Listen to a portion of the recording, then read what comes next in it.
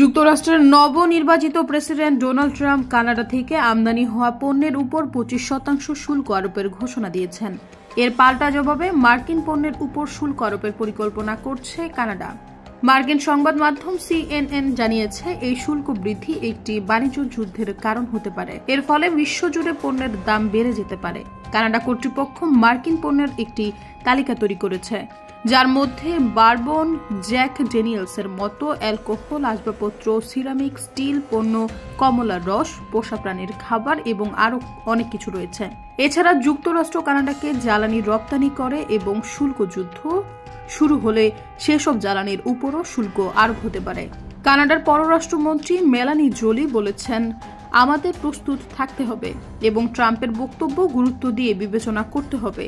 তিনি আরও বলেন, কানাডার পণ্যের উপর শুল্ক আরোপের পরিণতি ট্রাম্প ও তার উপদেষ্টাদের জানা উচিত। কানাডার ব্যবসায়ী প্রতিষ্ঠানগুলোও এই বাণিজ্য যুদ্ধের জন্য প্রস্তুতি নিচ্ছে বলে জানান বিজনেস কাউন্সিল অফ কানাডার CEO গোল্ডি হাইটার।